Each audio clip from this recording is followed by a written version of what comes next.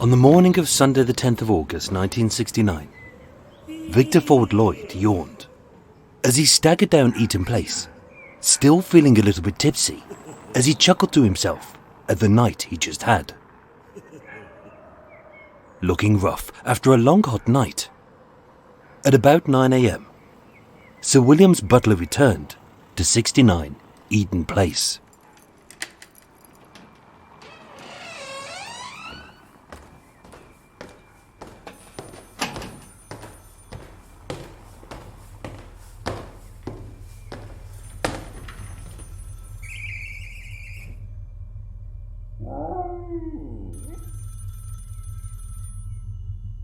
Hello? I'm at Sir William Ackroyd's residence. There's a body upstairs. I think it's Sir William's butler.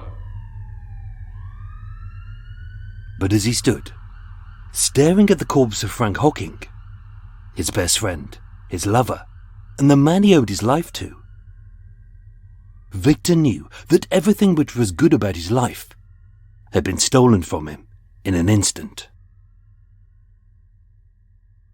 Victor was nothing without Frank, and he knew it.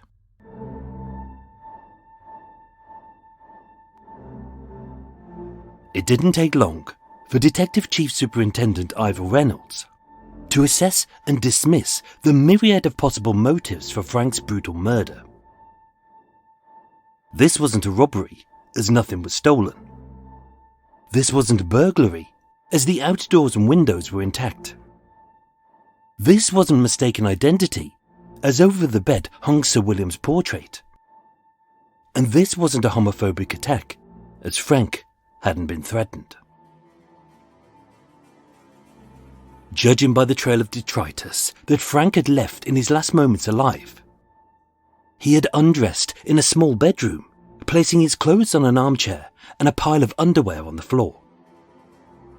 But having already been assaulted, with his shirt cuff stained with blood, someone had let him change into his night attire of blue pajamas and white socks, only then to kill him. Prior to his death, a bitter argument had taken place. As the bedroom door was forced open, a white lamp had been broken, and a clump of Frank's hair had been ripped out at its roots. At some point, Frank had voluntarily entered Sir William's bedroom. He had got into bed, and lying face up and straight, he had covered himself in a crisp white sheet, as if he was going to sleep. Toxicology reported a high level of alcohol in his blood and a strong smell on his breath, as well as considerable concentration of urine in his trousers, and vomit on his shoulder, in his airways, and on the bedsheets. The autopsy confirmed that while lying down, yet still awake, Frank had been brutally bludgeoned over the head several times with a hammer. With no impact injuries to his arms or hands, he hadn't attempted to protect his face, so it's more likely that the fatal blows were swift and unexpected. Upon examination, it was clear that Frank's face and body was a patchwork of defensive wounds. Some cuts, some scratches, and some bruises. And although a few were fresh, the majority told tales of old assaults. Above his right ear lay a deep impression fracture, 1.5 inches long, 1 3/4 inches wide, and 2 inches deep. The weapon was heavy, and leaving a hexagonal mark, it perfectly matched any household hammer. One blow would have been enough, but slightly above that was a second, 3.5 inches wide. With his skull smashed in, as blood pooled across the pillows, he sustained extensive hemorrhaging to the brainstem and temporal lobes, which rendered him paralyzed and unconscious. Examined just shy of 10 a.m, he had been dead for 10 to 12 hours. But it had taken him an additional 6 hours to die.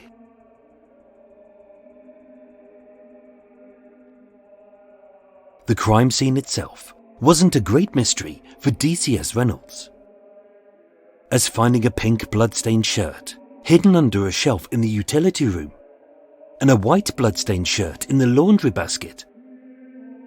The question wasn't whether he had done it, but why. In the utility room, where Albert, the pampered Pomeranian, slept, a steel-headed, wood-handled, foot-long hammer was missing. And after a brief search, it was found under a cushion on a floral armchair. The blood on its head matched Frank's, and the fingerprints on the handle would later match Victor's.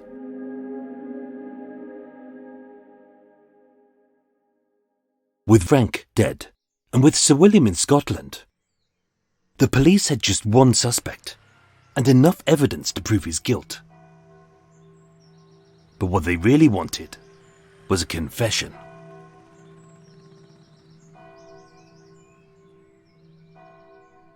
At 10:25 a.m, in the upstairs hallway, I am Chief Superintendent Reynolds. I request your assistance while I make inquiries into Mr. Hocking's death. To that, Victor agreed. Victor's lack of emotion had intrigued him, as he professed to be upset, only his eyes said otherwise. There were no tears, no sobs, nor quivers. Which was odd, as Victor was a very emotional man. Everyone knew that, being unduly sensitive about his upbringing, he was prone to outbursts of tearful anger. And when he did something wrong, he would lie until he could lie no more, even when the truth was glaringly obvious. During his questioning, Victor would give several accounts of his movements that night. But the question was which one was right.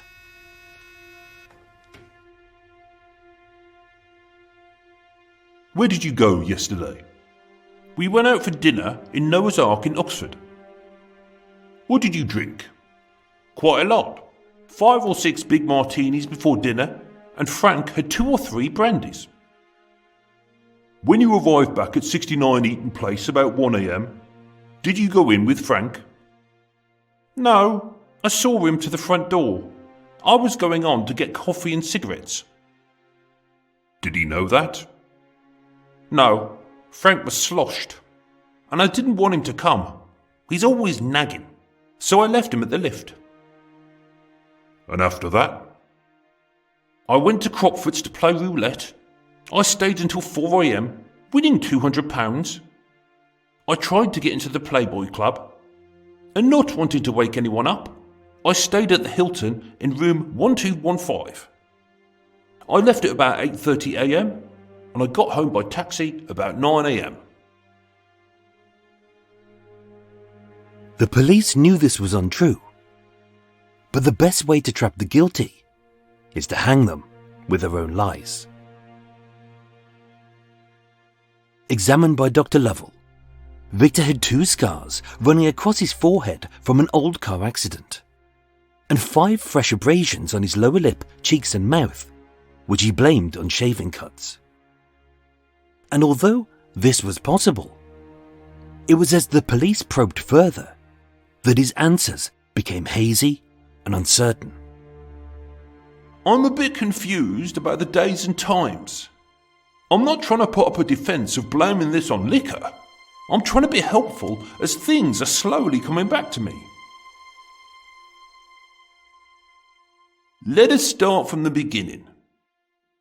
Frank and I work for Sir William Ackroyd. Frank is his manservant and I am his butler. Only he was not Sir William's butler. And just like the bulk of his statements, most of it was a lie.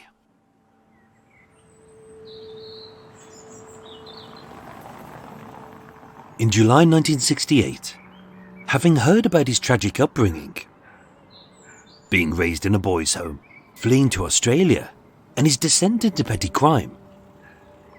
Frank introduced Victor to Sir William, who wanted to help. All of that is true. When I went to 69 Eaton Place, I worked for Sir William as his butler. But that was not. Sir William would state, I did not pay him, and he was never in my employ. With Frank as Sir William's manservant and valet, Victor did odd jobs to help out, such as dog walking, shopping, a little DIY using the flat's toolkit. And he was briefly a chauffeur until he lost his license owing to a drink drive conviction. Using his contacts, Sir William found him some work. As a salesman at John Michael's Tailors on Savile Row, which he lost owing to lateness. As a catering assistant at Searcy Tansley, a job he lost owing to suspicion of theft. And at Fortnum and Mason's as a waiter. Only Victor would state that he wasn't a waiter. I was a butler. At the time of the murder, he was working part-time in this job.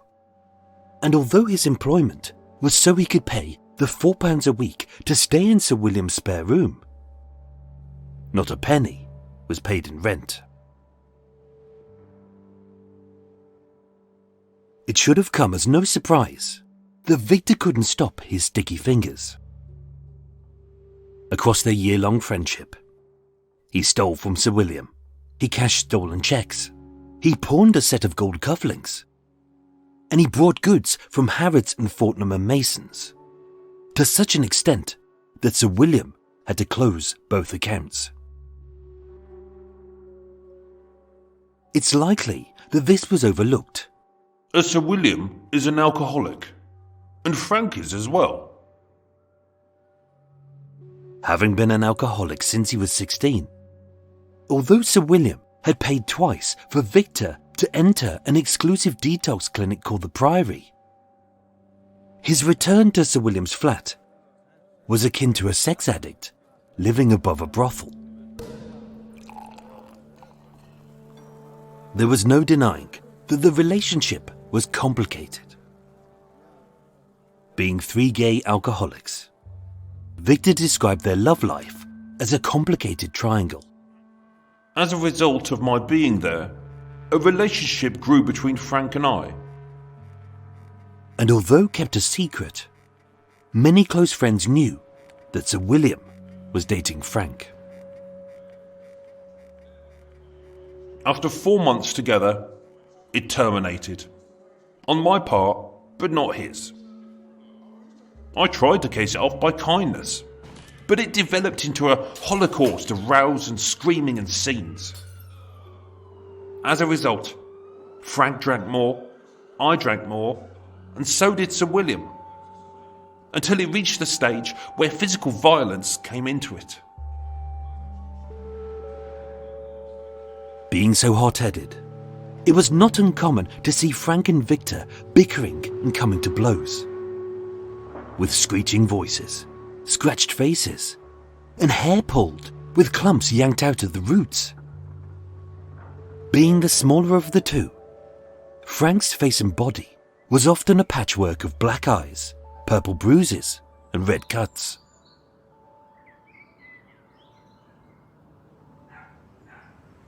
Without the generosity of Frank and Sir William, Victor was nothing. He knew it. He just couldn't accept it.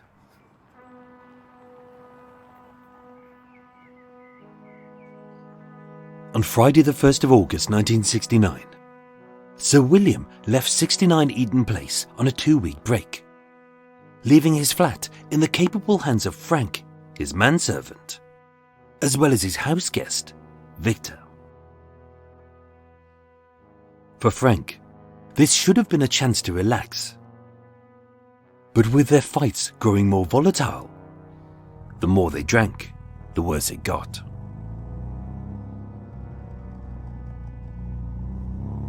On the night of Friday the 8th of August, James Olive, the chauffeur, drove both men to the Noah's Ark restaurant in Oxford, as confirmed by the head waiter. Frank and I were on friendly terms during the meal. Which was a matter of perspective, as always firing snide remarks and hurtful barbs at each other. No one saw their bitter spat as anything other than normal. What they spoke of that night is unknown. But clearly, Frank's patience had begun to wear thin. Over the previous weeks, Victor, the part-time waiter, seemed flush with limitless funds. He wore tailored clothes he could never afford, and several items of Sir William's had gone missing, such as a gold watch, a gold money clip, an antique lighter and a cigarette holder, with a receipt later found for a local pawnbroker. As I had paid for lunch, he picked up the bill.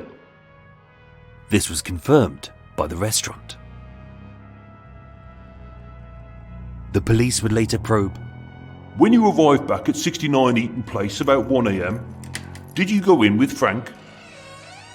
No, I was going on to get coffee and cigarettes.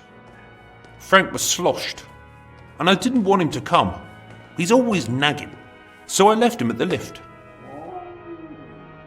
And although Victor would state that this had happened on the Saturday, the evidence would dispute this. As by that point, Frank would have already been dead for several hours.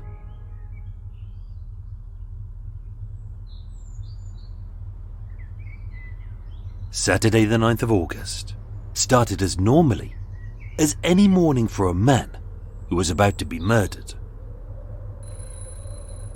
Frank awoke, he made coffee and toast, he fed the dog, he checked the post, and he did all of the things he would normally do, only this time it was for the last time. Although he wouldn't know that, and neither would his killer. After Noah's Ark, Victor had headed out to a club on the King's Road, drinking, dancing and flirting. On whose money, we shall never know. Only a call was about to rudely awaken his festering hangover. Frank, it's the manager of the Noah's Ark. Your cheque, it's been rejected. My cheque? But I didn't pay. It's a cheque in the name of F.A. Hocking. Only the signature. It isn't yours.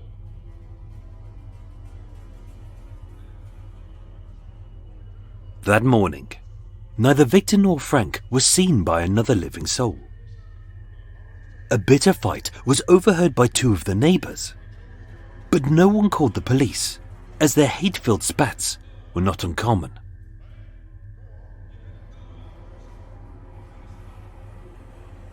At 1 p.m, Frank sat alone in a French restaurant called Coq Au Vin.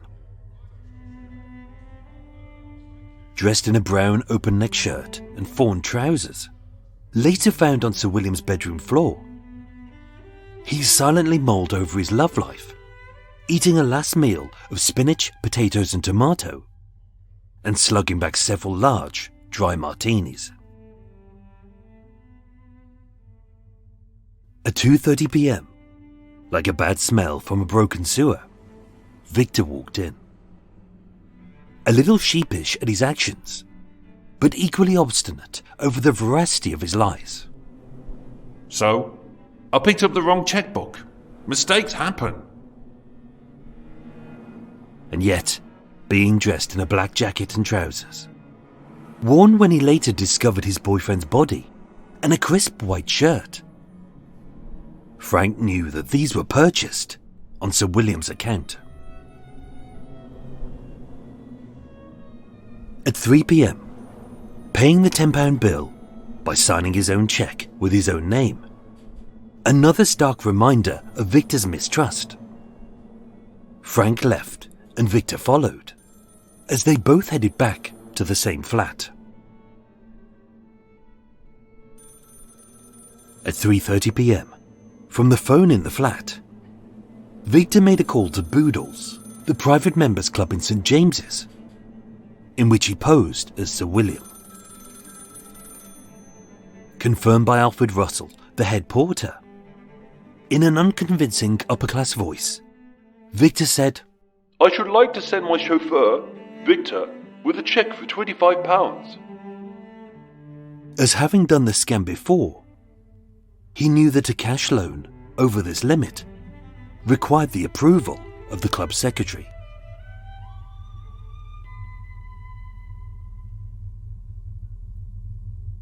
It's unclear whether Frank overheard this call, but if he did, maybe this was the last straw.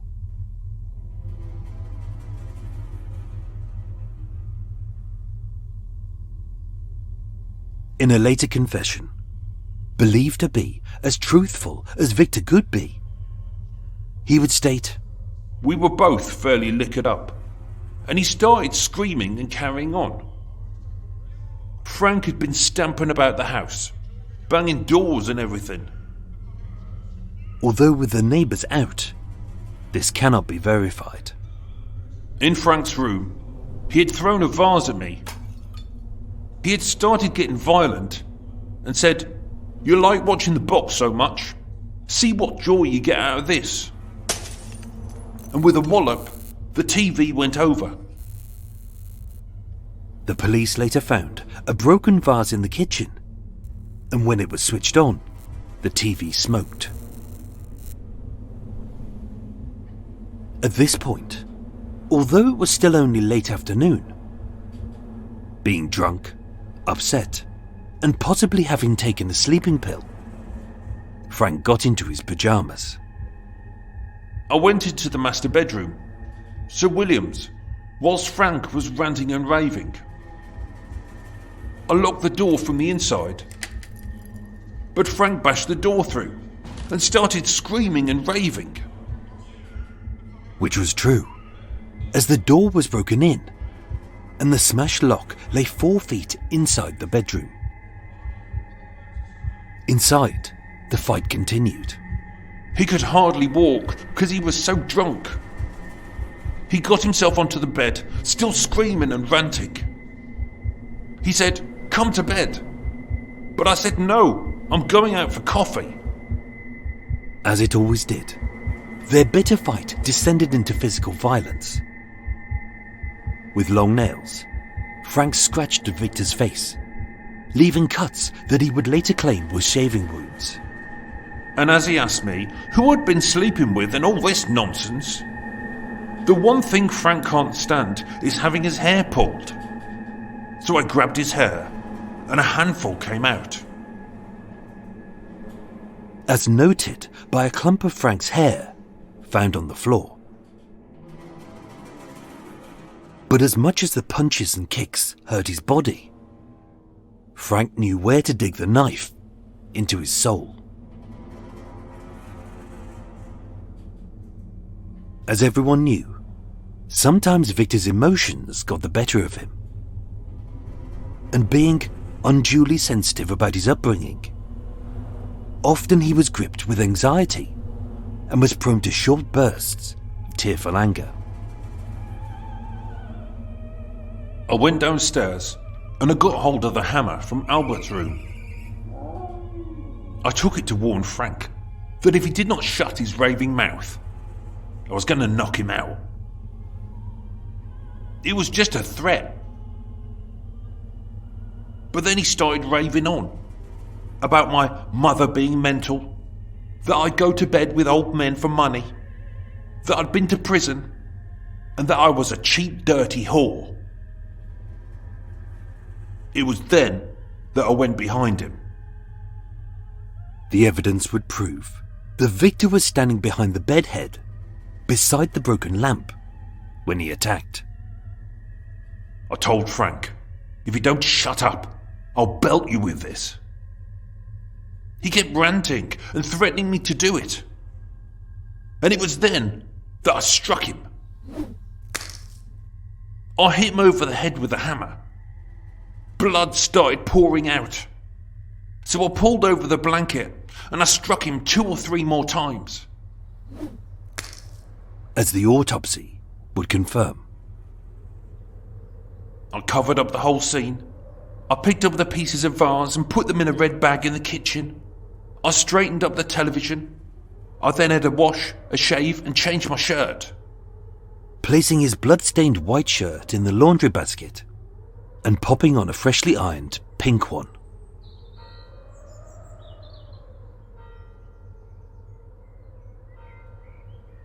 But this still leaves us with an odd, unanswered question. Having brutally murdered Frank inside a secluded flat, given that he didn't call the police for another 16 hours, why didn't he destroy any evidence of his crime? Instead, he would head out on a long hot night of fun. So did he not care about his dying lover? Or did he know that this night would be his last?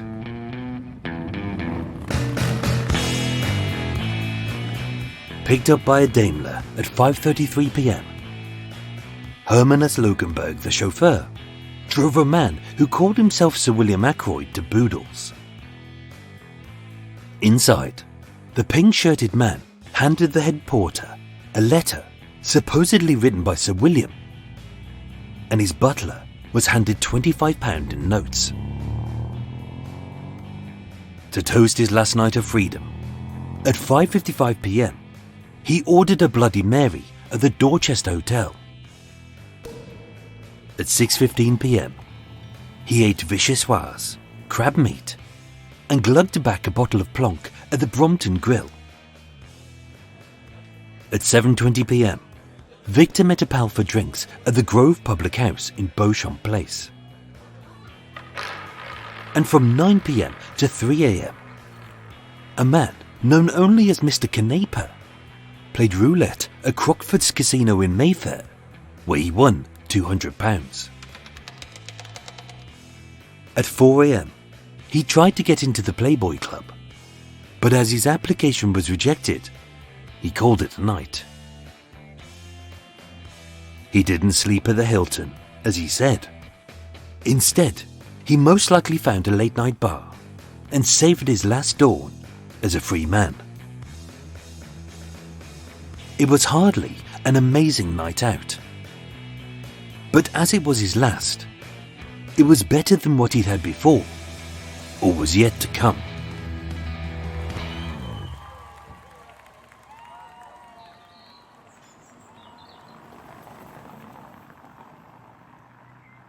On Sunday the 10th of August 1969, at roughly 9 a.m,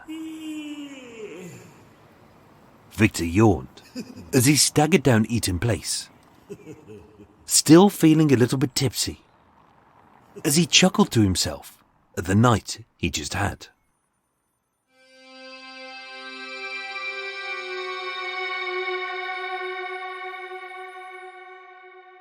Inside, having cradled his dead boyfriend for one last time, he changed out of his now bloodied pink shirt and hid it in the laundry. Hello? Police? There is a dead body upstairs. I think it's Sir William's butler.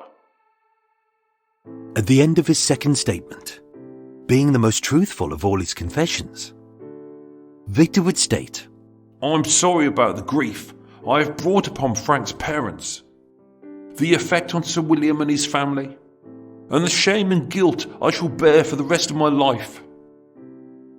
I suppose in the years to come, I shall always remember this horrible night, and I will no doubt pay for it in many more ways than one. On the 24th of November 1969, at the Old Bailey, Victor Ford Lloyd pleaded not guilty to the murder of Frank Hocking. Assessed at St Bernard's in Southall, the same psychiatric hospital that his mother was sent to, Dr. P.D. Scott, a consultant psychiatrist, diagnosed Victor as a psychopathic personality. Cursed with a lack of empathy for others, an inability to learn from his experiences, being incapable of forming lasting relationships, and being entirely amoral. Although he was described as a textbook psychopath, he was declared fit to stand trial. But under the Homicide Act, this abnormality of his brain reduced his responsibility. On the 27th of November 1969, Victor Ford Lloyd was found guilty of manslaughter on the grounds of diminished responsibility. He was sentenced to life in prison, and he died in Birmingham in August 2003. Everything which was good about his life had been stolen in an instant. But the irony was, it was all his fault.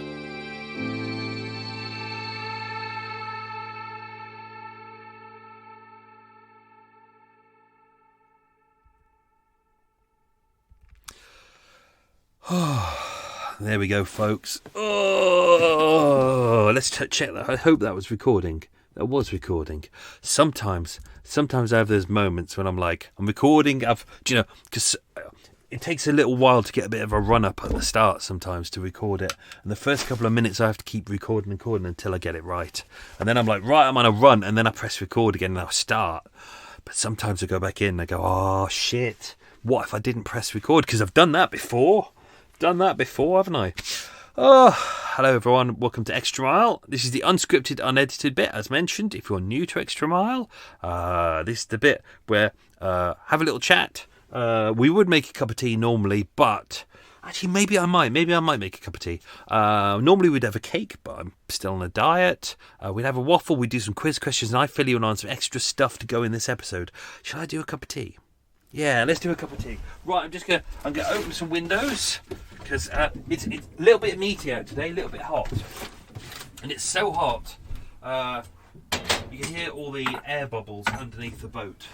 Because as mentioned last week, because of the change in the temperature, all of the different gases from the vegetation on the underneath of the canal, they're kind of coming up now, and it's a weird situation where you're, especially when you're new to boating, and you hear all these air bubbles, all this kind of blah blah blah blah blah blah blah, blah, and you think that's the sound of air bubbles. Oh shit! And you think to yourself, oh shit, I'm sinking, because you hear all these blah blah blah, and it's constant. But what you don't realise, it's just vegetation. There you go. There's a exciting lesson learned for the day. Wow, thank you, Michael. We've learned more about canal systems and the ecology of the canal system. Lovely. Wow. What's going on here in the world? A bit sore this week. Some of you on social media will know I had a bit of an accident last week. I was cycling into town to record last week's video, which was this week's video for this episode, which you, as Patreon subscribers, you get nice and early, and you get those exclusively, or like about a week later, 5 days later, you get them on my YouTube channel when they're very good, and I'm getting quite good at them. But I was cycling into town very early. It was cold, a little bit damp outside, so my trainers were a little bit wet. I was cycling in through Shepherd's Bush, the Cush. It was rush hour, but luckily on the patch of road I was on, it had gone quiet for some unknown reason. And then cycling along the road, which was good because there were no cars behind me. Cycling along, one of my feet came off my pedals, my right, slipped off, and the bike, the steering just went like 90 degrees the wrong way. And then because the wheel had locked, I went head over heels over right into the tarmac.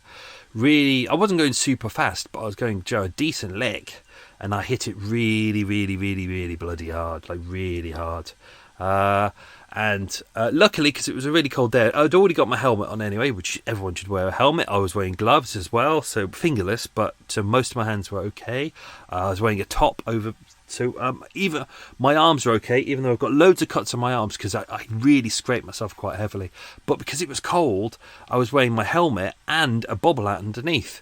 So actually, even though I landed head first into the concrete, into the tarmac, my head isn't hurting. Luckily, I didn't injure my neck, any bones at all, which was good. Just lots of cuts and bruises. So I got up. And I thought, I'd best get out of the road because there were already cars pipping their horns because they were angry at this person who'd had an accident in front of them. It was like, how dare you have an accident? I need to get to cafe and get my breakfast. So I moved my oddly shaped bike, which is now oddly shaped with my hands bleeding and my legs bleeding and blood coming out of my top because it was bleeding through my arms as well. And I got to the side of the pavement and I sat there and I was doing that thing you do. I was pacing up and down because I was like, a little bit shocked and trying to, and everything seemed to hurt as well. And then I realised I thought, oh shit, I'm getting sweaty and I'm going really pale. I'm feeling a bit dizzy. So I thought I'll sit down. I realised I was starting to pass out because, adrenaline kicks in, shock kicks in. Because on those moments, I think you're like, oh wow, I'm glad I came away from it. Okay, I didn't break anything, but then kind of all the shock kicks in. So I sat down at the side of the road next to my kind of oddly shaped bike with blood pouring down my legs and my arms, and no one stopped. No one stopped. People walked by. People who'd seen the accident didn't stop. Cars who were behind or on the other direction didn't stop. Quite a few people walked past me. Some people on their phones. One person decided to take some pictures or some video. I couldn't really say anything because I was passing out. I knew I was passing out. And the only thing I could think of was F you to everyone who was walking past. And I was just sitting there, breathing deeply, trying not to pass out anymore because I had my laptop and all my stuff with me. And the problem is, sometimes people can be arseholes and they just see someone collapse and they will mug them. Yeah, that was happening. But luckily, a guy had gone past in his scooter, and then he was coming back the other way, and he was like, "You okay, mate?" And I was like, "Yeah, I'm fine, thank you." You know what it's like. You always say, "Yeah, I'm fine, thank you." And he's like, "No, really, are you okay?" And I was like, "Yeah, I'm okay, just a bit woozy." But he wouldn't take that. He stopped. He came over. He had a chat. It was a very nice guy called Lee. Had a good chat for about 5 or 10 minutes, which was really good because you know what? It distracted me from everything. And he waited round until I was kind of okay to get back on my feet. So, which was really nice. So there are good people in the world.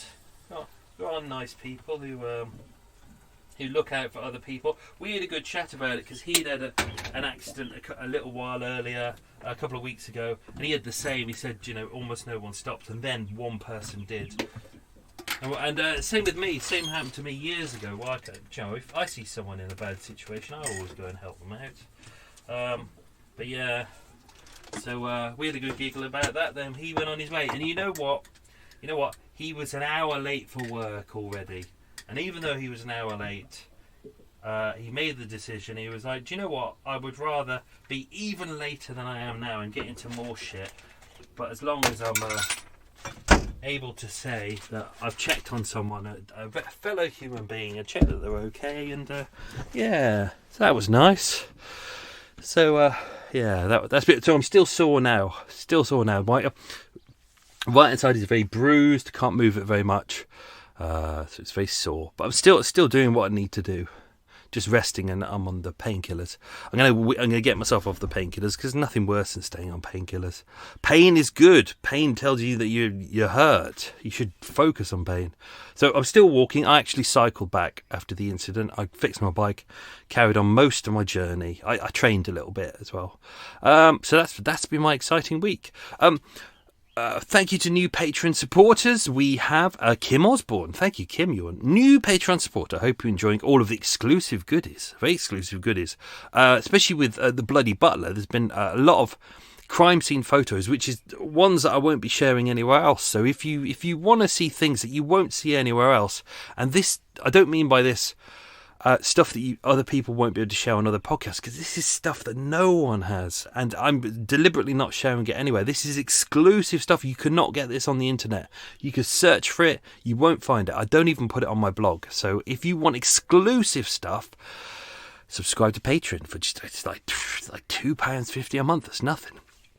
Also a thank you to Kat and Janine USA, two supporters from the donation. They sent donations via the supporter link, which is in the show notes. So thank you to both of those. I would say I've spent it on cake, but I haven't, because I'm still trying to be good. I'm like 3 weeks in. I'm still trying to be good. So let's do some quickie questions, and then we'll dive into some extra stuff with this episode, because there's lots to say. So get ready, everyone. Deep breath. Whoa, right. Got my Diet Coke here. Diet Coke and a tea. I'll have a bit of Diet Coke in a bit. Question number 1. What was the name of the Black Pomeranian? This was probably a question from last week, but I thought I'd put it back in. Question number 2. What was Victor's nickname for Frank? Question number 3. What was the name of the detective in charge of the investigation? You get a point if you can name his first name, his surname, and you get an extra point if you can get his full title as well. Question 4. What police station was Victor... Question 4. What police station was Victor taken to? Question 5. What was Frank's father's name? Question 6. Which alcohol detox centre did Sir William send Victor to? Question 7. What did Victor eat at the Brompton Grill? There were 2 things that he ate. What did he eat? And question 8. This is a 3-parter. So, Sir William helped Victor to get 3 jobs. But what were they? Oh, exciting. This exciting stuff, all these questions. 3 jobs, what were they? Right, let's try and dive into some of this extra stuff. Because obviously last week we couldn't do as much as we wanted to, because I hadn't written... Because I write these in kind of consecutively. So I hadn't written this bit yet. So, yeah, Coq Au Vin. With Victor's... He tried to help the police out with details about where he was at what different times, but he seemed to leave a lot of different pieces out, which is why last week it was referenced that both him and Frank were at Coq Au Vin, the French restaurant on Harriet Street, at 2:30, but it's not entirely true. Frank turned up at 1 o'clock, and then Victor turned up at 2:30, and then they both left at about 3 o'clock, having had a bit of an issue, which leads us back to the Noah's Ark restaurant the night before. See, this is what makes it all complicated, because Victor would say, he said that like they went out to Noah's Ark on the Saturday night. But that throws everything off. That throws off the entire timeline, because obviously he's suggesting that they went to Coq Au Vin, and then they went back to the flat, and then they went out to Noah's Ark, which gives him an alibi for the murder of Victor. For the murder of Frank. I'm doing this thing again. Because obviously Frank would have died roughly around 5 o'clock. We reckon just before 5 o'clock, although no one was there to witness it. So we can't get an exact timeline. And given the fact that it took him 6 hours to die, it made it even harder to kind of work out exactly at what point he did die. So if you're on Patreon, I hope I've uploaded this. The police actually did a timeline, and they as they always do, and they worked out who had seen them at what point and who'd spoken to them, and then they pieced it all together. And you can see there's a real gap before 5 o'clock, so that must be the point at which the murder took place. It couldn't have happened when they were at Noah's Ark, because that was the night before, even though Victor would said it happened on Saturday night, but he would later come back and go, I think I've got all my dates wrong. And then he would say that he was drunk most of that day, and he's on sleeping pills at the moment. So all of his timelines are to cock. But we know this was definitely the last place that Frank was seen, because in his stomach was his final meal of spinach, potatoes and tomato, which was as seen in his autopsy, and they said that he'd eaten the meal a couple of hours before his death. They reckoned about 3 to 4 hours, so that kind of fits in with about a 5 o'clock timeline. As mentioned, there was I'm not going to do that one because that gives away a question. So This is what throws things off as well, because they used a chauffeur twice on different days.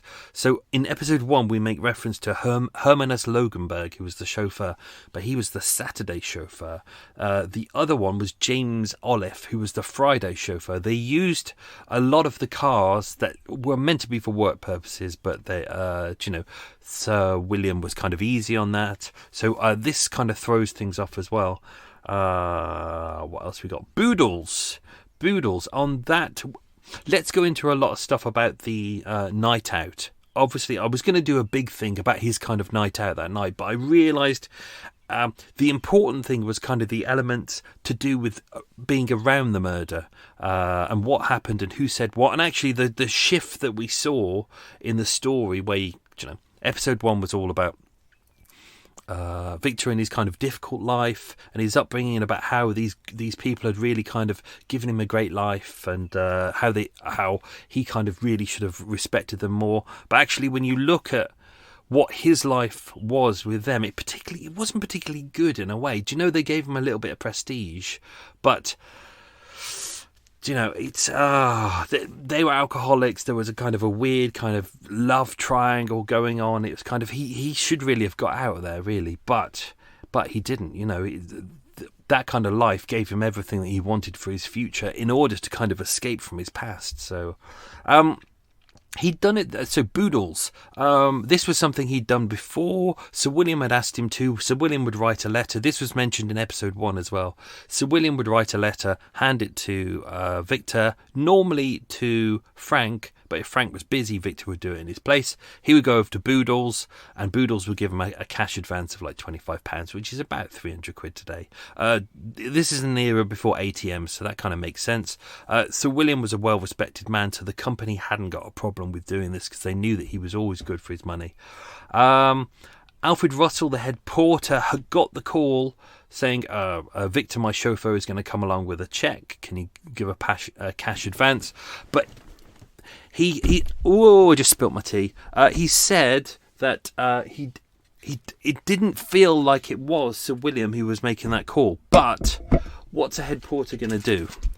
Is he going to turn around and go, I don't think you're Sir William? Is he going to risk his job and things like that by doing that, or is he going to accept it and then they can deal with it later on, or just let the seniors deal with it, which is probably a better idea to do. 5:55 p.m. to 6:15 p.m. Raymond Humberstone, the barman at the Dorchester Hotel, said that Victor came in. He ordered a Bloody Mary. He lit a cigarette. He made a call. I didn't put this in the story because it slows it down, but he was sitting there smoking using an antique lighter and a gold cigarette holder, which was Sir William's, but he accidentally left it in the ashtray. He went to the Brompton Grill, which is over by the Brompton Oratory. Victor said that he was Sir William when he went in there. We don't know. We don't think this was the kind of place that Sir William went to. So he had a nice meal. I won't say what because that's one of the quiz questions. Well done, me. He ordered a very nice, expensive bottle of wine, but he didn't seem to, he drank most of the wine. He ate supped most of the coffee, but he didn't eat the meal. I can't mention what it was. So whether he was feeling unwell at that point, whether he was a little bit too drunk, we don't know. But the waiter did say his eyes looked bleary and he looked as if he'd been drinking. The meal was roughly around £5. He wrote a cheque. This was another one of Frank Hocking's cheques that he forged on the Patreon account. If you go in there, you'll see one of the forged cheques. And he did what he often did was he wrote a cheque. How much was it for? He wrote a cheque for £17 and got the waiter to give him £11, 17 shillings and 2p back, which you could do in those days. 7:20 p.m. He asked the driver, he said, I want to go to the Grove Public House on Beauchamp Place because he was going to meet up with a friend. He said he wanted a bigger car as he was expecting a larger group. This is why he was on the phone. He's expecting about 6 people to turn up. He's expecting a blowout that night. So the driver, Hermanus Loganberg, went back to the garage on Chester Row and he picked up a Daimler. He washed the car and he drove it back to the Grove Public House, and he waited for him, but he couldn't find him anywhere. Everything seems to have gone wrong for him at this point. He did seem to expect some friends to turn up.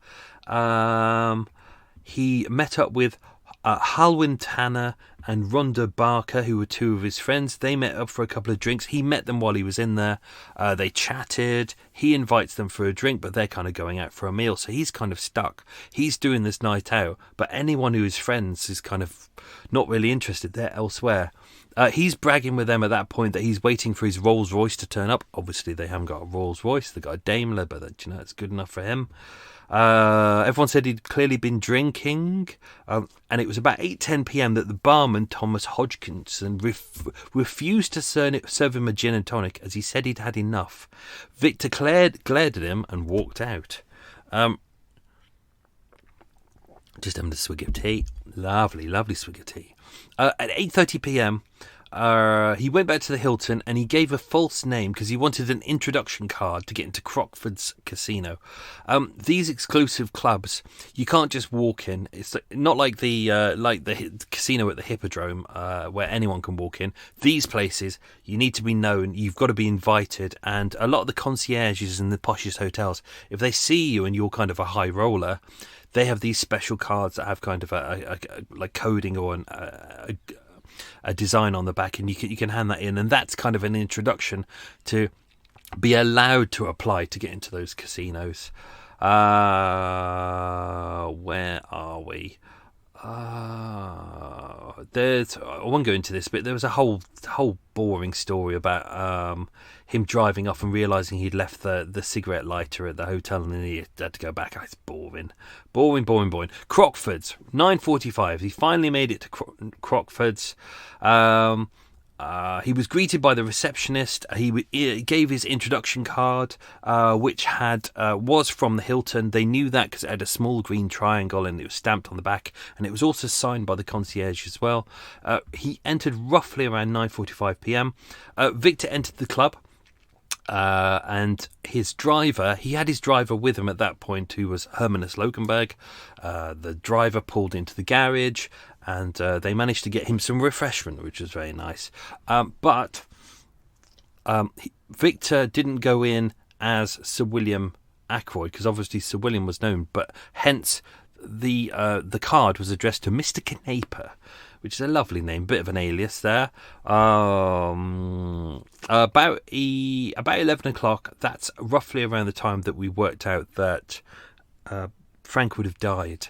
He would have been lying in bed, bleeding to death with a brain hemorrhage, unable to move, entirely paralysed for about 6 hours. So when he was at the casino playing on the roulette and playing cards and having a lovely time, that's when Frank would have died. At 12 p.m, Mr. Knaper, i.e. Victor, was seen playing roulette at the number 2 table. The head cashier saw him and said he was there until closing time. He was the last man playing, and the cashier confirms he won around £200, they reckon just over. What else was there? He was also seen by... Oh yeah, here we go. Roughly between 3:30 and 4 a.m, PC Peter Brown, who was on duty in Curzon Street where the Croxford Casino is, he saw Victor, he knew him, he was swaying. Victor asked the constable, what time is it? The PC's watch was broken, but he estimated it was around 3:30 a.m. Victor continued walking down Park Lane towards the Playboy Club. And as mentioned before, the Playboy Club is Hugh Hefner, and he's trashy, sleazy shite. Came over from America over to here and set up on Park Lane. I think there's a Playboy Club in Mayfair now, but this was originally, I think it was at 45 Park Lane originally. This is all you'll really find about this case in the newspapers, was the fact that he went to the Playboy Club, and they interviewed Sharon Bysouth, who was one of the bunny girls, and a receptionist at the Playboy Club, and another lady as well who I've got here, Antonia Norrish. And they have pictures of them, and they're like, oh, this is exciting, look at these sexy ladies. Nothing to do with the murder, just about some sexy ladies who happen to work at the Playboy Club. Victor arrived. He filled out the membership slip in the name of Sir William Ackroyd. And unfortunately, he got into a bit of a disagreement with these guys. He's still kind of uncertain why, as a gay man, why he would want to go to the Playboy Club. Surely you wouldn't want to see ladies. I don't know. Maybe, see, that's the thing. Maybe he wasn't gay. Maybe he was just, maybe he was just gay in order to kind of find his way into kind of the richer older man's kind of monies, or maybe he was bisexual, we don't know, or maybe he just thought this would be a gig, or maybe it's a high profile thing, so he thought, I'll give it a go. They saw that he was drunk. They saw that he was. They didn't seem to believe that he was Sir William.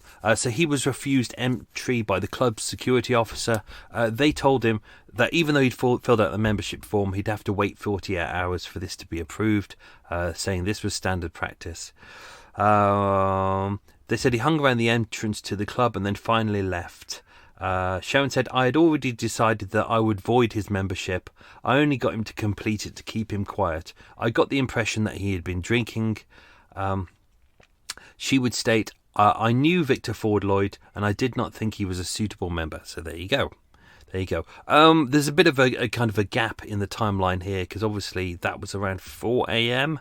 and then he supposedly returns home at 9 a.m. where he discovers the body, but we don't know that. That's a bit of a gap. So either he went to a lane, because it's to go from Park Lane down to where he was, if you hopped in a cab, that's 15-20 minutes. You could walk it in an hour. So either he went to another late night bar, or he went back early, which begs the question, what did he do when he got back to the flat? We know he changed his shirt. It seems weird that he changed his shirt, because he'd already changed out the white shirt, which was bloodstained, when he murdered Frank. But then he came back, and for some reason his shirt was bloodstained. The pink one was bloodstained as well. So the likelihood is that he probably hugged Victor's dead body or did something. We don't know, but that caused him to have to change his shirt, because that was bloodstained as well, mostly around the cuffs, which is very odd. We know that these are definitely the right shirt that he was in there, because he removed the shirt. The likelihood is he probably ripped off the shirt or something, because there were some buttons found underneath the chaise longue and underneath the little kind of portable trolley that was in front of the chaise longue as well. And this was found in the laundry. What else we got? That's going on in the world? Injuries to the body. There are numerous lacerations to Frank's body. So, as mentioned, some old, some new. A depression fracture number 1, which was 1.5 inches long, 1.75 inches wide, 2 inches deep on the upper part of kind of just above the right ear.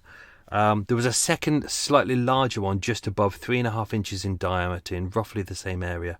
So although Victor said that he hit him once, put over the cover, and then he said he hit him 2 or 3 times, there only seems to be 2 that they kind of have mentioned here.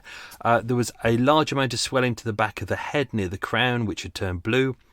Extensive hemorrhaging to the brainstem and temporal lobes. His airways were congested with vomit. Congealed vomit was also found on his left shoulder.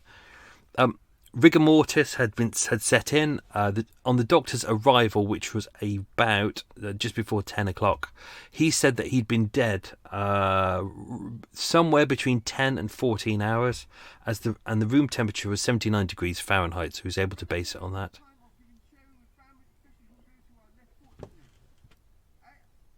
Someone's having a weirdo rant opposite.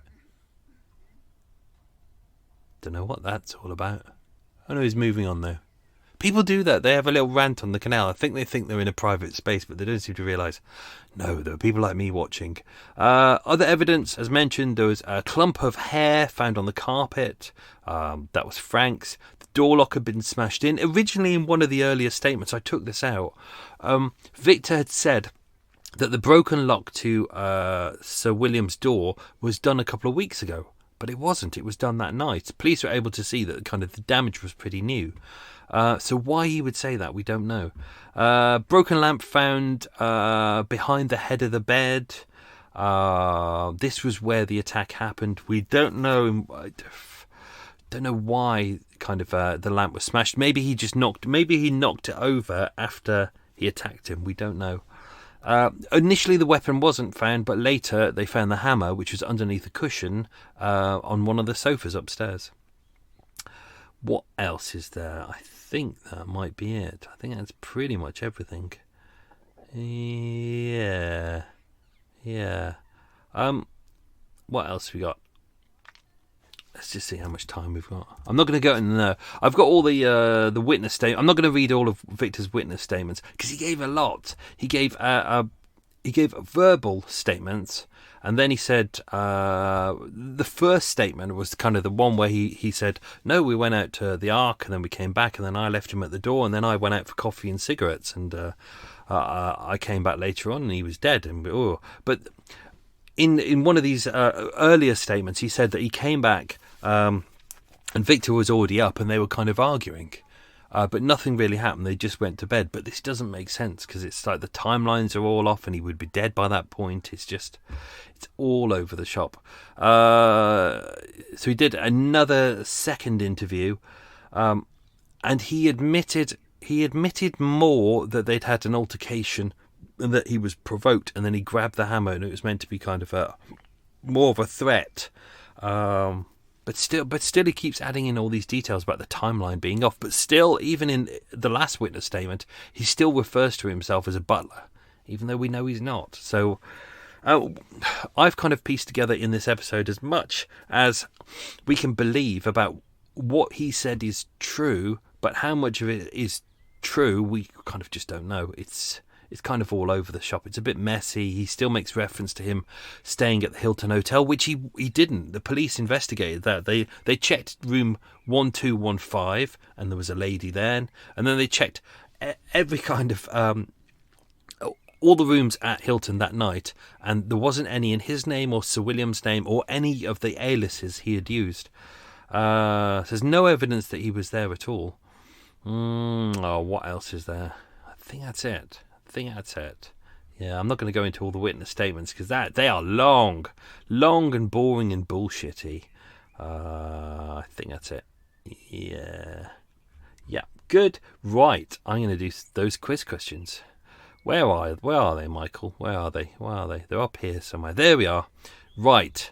Don't forget, I haven't edited this episode yet, even though you've heard the edited one. I haven't edited it yet. So some of the questions might get edited out, or I might have just ballsed them up at that point on the bit you just listened to. Right, let's get going. Question number 1. What was the name of the black Pomeranian? It was Albert. Question 2. What was Victor's nickname for Frank? It was Frankie. Imaginative. Question 3. What was the name of the detective in charge of the investigation? It was Detective Chief Superintendent Ivor Reynolds. Question 4. What police station was Victor taken to? It was Gerald Road. I've seen it. I went to visit it on my little walk around. I took a picture of it, and it's odd. There's like a row of really nice houses, and it just sits there. And it's not a police station anymore. It's just a regular house, but outside is one of the old police lamps, and it looks really odd. Question 5: What was Frank's father's name? It was William Hocking. Question 6. Which alcohol detox centre did Sir William send Victor to? It was the Priory.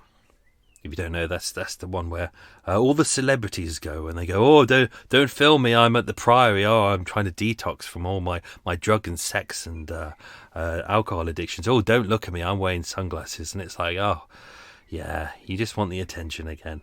Question 7. What did Victor eat at the Brompton Grill? It was vichyssoise and crab meat. Vichyssoise being cold soup. I think it's chilled soup. I only know that because of Batman. When Bruce Wayne eats it and he goes, "Oh, it's cold," and then Alfred goes, "Of course it is, sir. It's vichyssoise. It's supposed to be cold." Good line. Question 8. Right, this is a 3-parter. Sir William helped Victor to get 3 jobs, but what were they? So the first one was a salesman for John Michael Taylor's on Savile Row. The second one was a catering assistant at Searcy Tansley, which was a catering company. And the third one was as a waiter at Fortnum and Mason's, only Victor said that he was a butler. Who was a butler? Right, I think that's it. Hope you all enjoyed that. Oh, God, that was a long extra mile. Thank you for everyone for listening. I hope you enjoyed that. We'll be back next week with another case, a one-parter next week. Have yourself a good week. Stay safe and be good. Lots of love.